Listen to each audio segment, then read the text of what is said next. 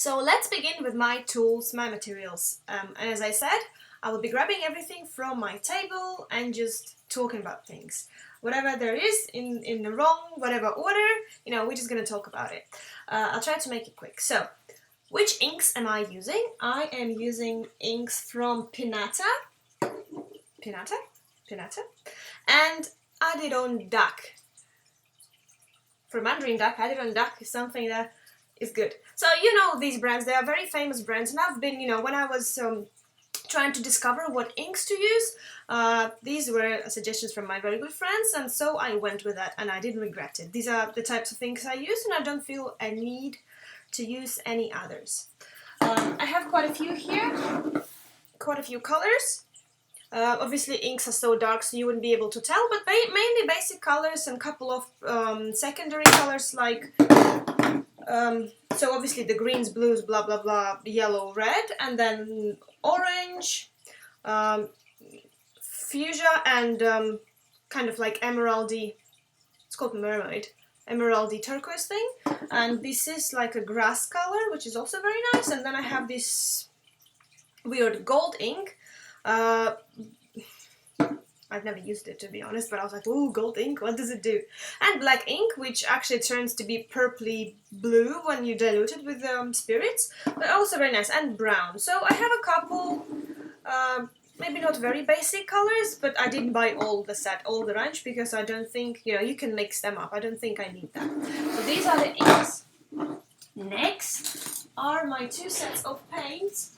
I'm not particularly very happy with them, but this is the type of paints I'm using right now and creating my art with. So it's doable, isn't it? It's usable. So I am using acrylic and oil paints, both same brand, but just one of them is acrylic, one oil, and they are from Reeves. I don't know if it's an English brand or international. Of course, I would suggest you to use oil. Hold on, right. I would suggest you to use maybe like, where were they? Newton and Winstron, or something like that. I also have these. I also bought a couple of tubes from Liquitex. Which I don't know also if it's international brand or what. I have a blue and red colors in it. And I also have big boxes from Deco Art, big bottles, Crafters acrylic. So this one is quite thick, where acrylic paints from Reeves are quite, I don't know how to call them, kind of, they don't do the perfect coverage, so you have to apply layers by layers. It's good to do like color shading with them, but I would like to upgrade. I would like to have something better, so that's my honest opinion.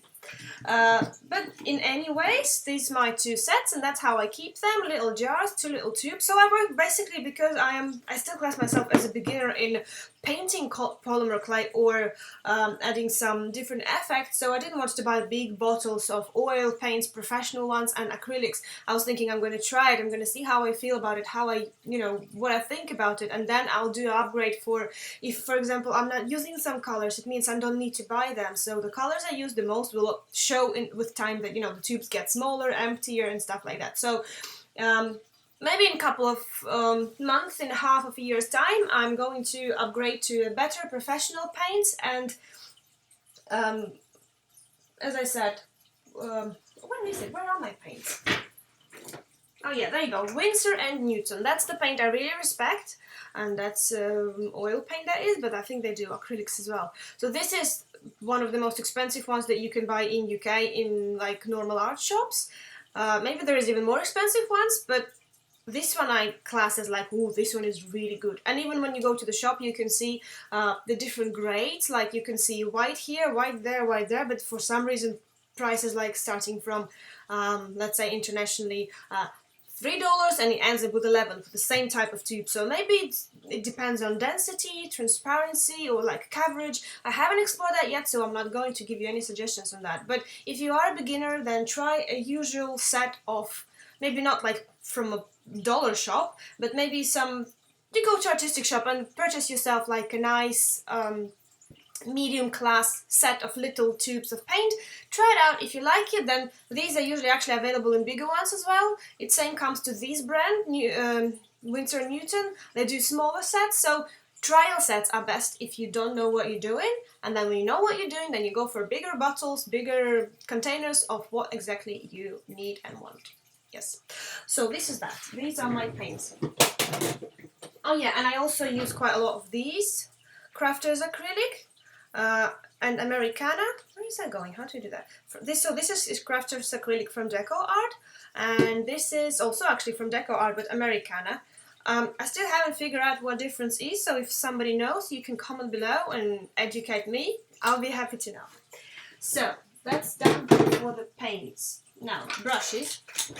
For my lifetime, I accumulated quite a lot of different brushes. You know, you buy them in cheap sets and expensive sets, one brush at once, or you know.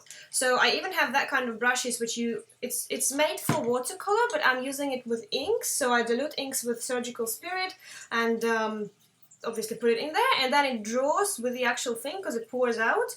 And this is good. This is good if you need constant, continuous color of, you know, one type, because when you do with inks, it can be quite complicated sometimes, because if you dilute it, it goes paler, or you take the new batch and then it's kind of darker. So this is good. But I only tried it once on my samurai journal, and I painted acrylics all over it anyway. But it was good. When the effect was good. I liked it. So yeah. I am using quite a lot of flat brushes like this for painting, just for painting in general. For painting on polymer clay journals, I prefer to use kind of flat brushes, but rounded ones. Is it going to show? Is it going to zoom in? But you can see, right? It's rounded and it's flat at once. I think they're all synthetic. I almost never use the natural brushes because, first of all, animal protection, and second, you just don't need to. I think for acrylic paints, silicone brushes are just the best.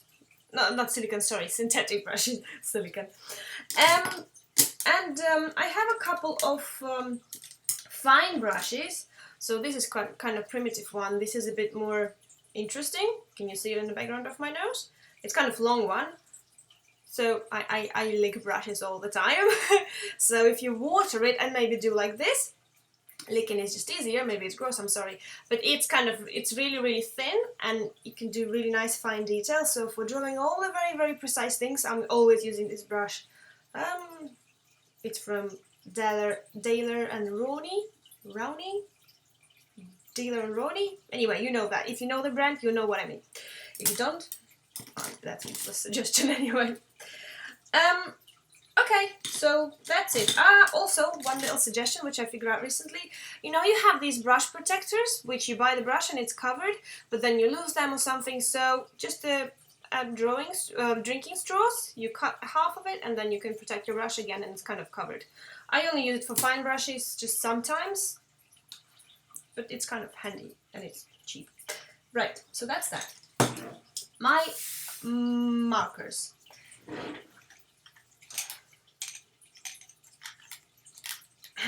So this is one.